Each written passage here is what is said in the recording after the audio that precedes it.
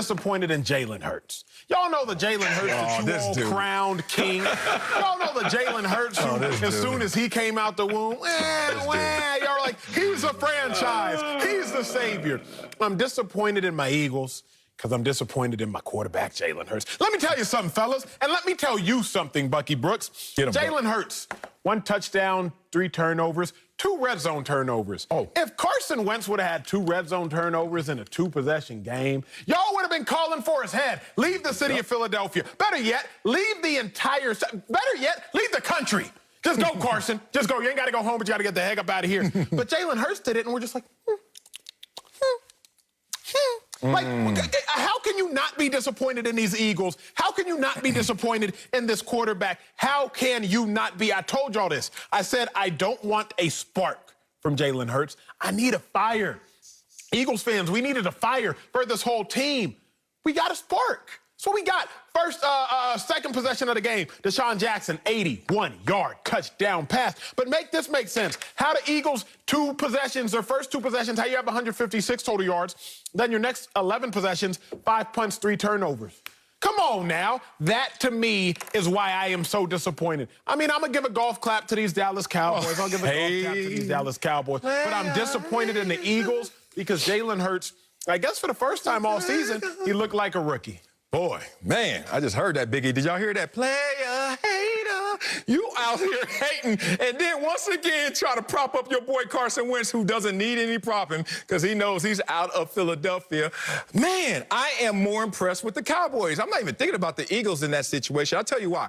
To compare Jalen Hurts right now in this stage of his career to Carson Wentz, you know that's nonsense, and I want you to keep your credibility, Acho. Let's not do that. When you're trying to supplant somebody or you're forced into action, one thing that we don't allow, which we should allow, is the opportunity for growing pains. And this was a growing pain game for Jalen Hurts, and it still was an amazing game. The dude still went out there and threw for 342, a touchdown, and 69 rushing yards. But you're like, if Carson Wentz would have been in there. Carson Wentz wouldn't have been in that position because he wouldn't have been the spark. You wanted a fire. Doug Peterson wanted a spark, but Acho was supposed to win over Doug Peterson. And that's how you get a fire, by starting it with a spark. Here's the thing what I loved about the Cowboys. What'd you love? One, Ezekiel Elliott. Oh, Acho, you remember last week you would have cut him or traded him? Or you said, I want to bench him? Remember that? How did Tony Pollard do in comparison to Ezekiel Elliott? Because Ezekiel Elliott went off. Did he not have 121 yards? Yeah.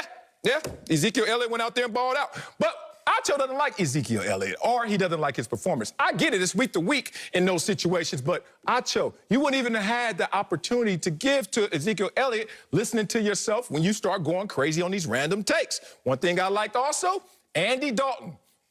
Yeah, straighten your head up right there. Andy Dalton, his last 3 games, 66 completion percentage, 7-to-1 touchdown interception ratio, 117 passer rating. All of that sounds like almost Aaron Rodgers level in the last 3 games. I'm impressed by these Cowboys because these roaches don't die. You know what? We've been trying to stomp on the Cowboys all year. And if they take care of business and get a little bitty help, they are going to be in the playoffs. All I'm going to say real quick, because I'm not saying that I'm not impressed by the Cowboys, but it's impressed by the Cowboys and disappointed in the Eagles. Everything you said, Sel, was accurate. Like, I'm not pushing back against the accuracy of not everything. I said Zeke had 121. He had 105. I'm not pushing it back against... I can be real. But I'm not even pushing back against that. What I'm saying is this. The Eagles allowed Zeke to have his second 100-yard game of the season. So this isn't as much a Zeke thing as it's an Eagles thing. Because we know Zeke is in the worst stage of his career. We also know, based on the tape, he's in the worst shape of his career. So the Eagles allowed Zeke to go put up another 100 yards. Kudos to Zeke, but I'm saying that the Eagles did bad.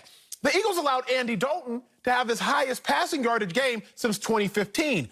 I'm not saying Andy Dalton didn't ball, but if you're asking me, impressed with Andy Dalton or disappointed in the Eagles, I'm going to be disappointed in the team that allowed Andy Dalton to do something he hasn't done in 4 years. I'm going to be disappointed in the team that allowed Ezekiel Elliott to do something he's only done once in the previous 15 games. Those dudes balled. I get that. I'm not taking that away from them. But I am more disappointed by allowing this team allowed these Cowboys players to do astronomical things that they haven't done very often.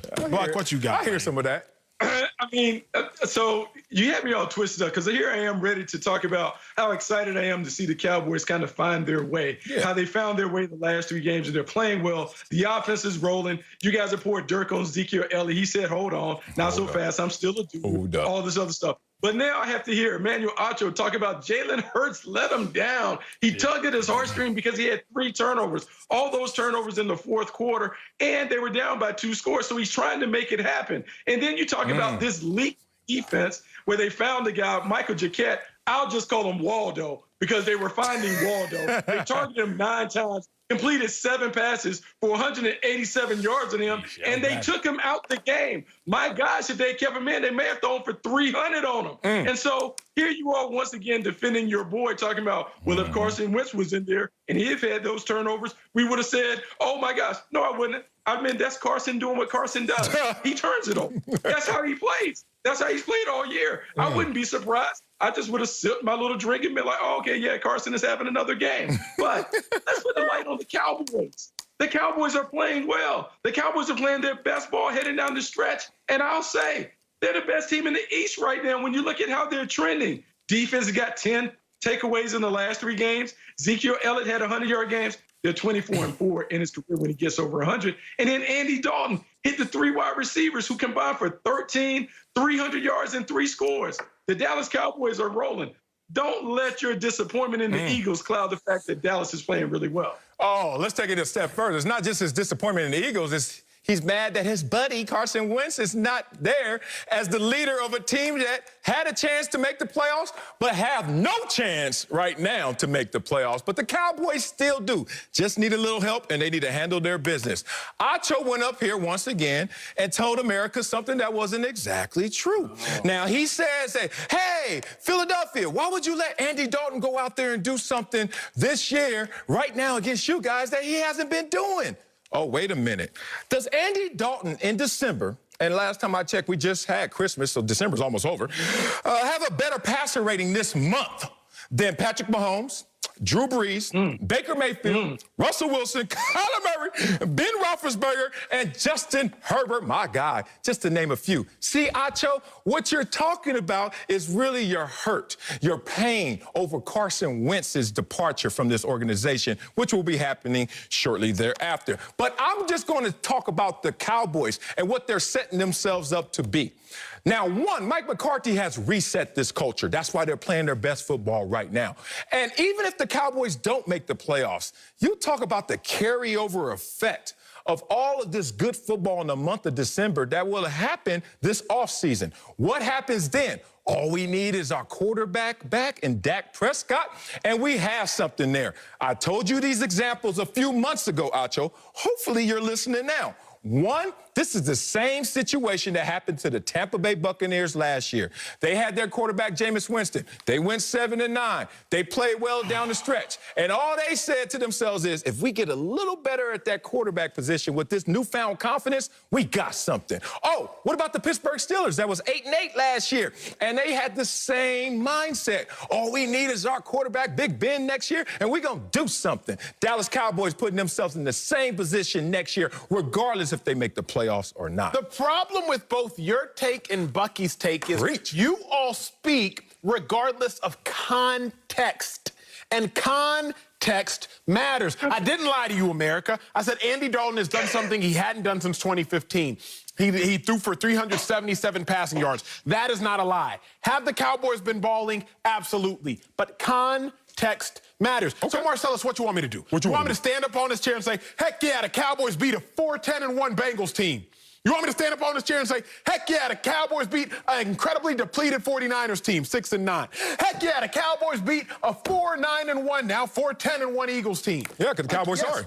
Yeah, I actually do. The Cowboys have been winning, but can you all please speak in context again? Because y'all know track and y'all love it. It's like sometimes if you say you're an Olympian, Bucky Brooks. Boy, I know we got it when he go to track. No, if you say you're an Olympian, typically I'm like, oh wow, like you were an Olympian, because to be an Olympian in America, it's a huge deal. But to be an Olympian in another country where the qualification markers are way, way, way lower, it's not as big a deal. Though everybody can say they're Olympians. That's the thing. The American can say they're an Olympian, just like the person who qualified in Djibouti can say they're an Olympian. Man, stop. Everybody can say they're Olympians, but speak on the context. Yes, the Dallas Cowboys are playing well. Y'all can say the Cowboys are playing well. I'm not taking that away from them.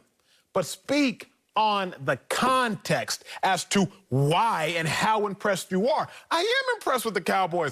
Why'd your voice change? I am impressed with the Cowboys. What the hell was that? I'm changing my cadence. I'm changing my cadence. I said Andy Dalton was going to ball, Sal. Did I not? You said that.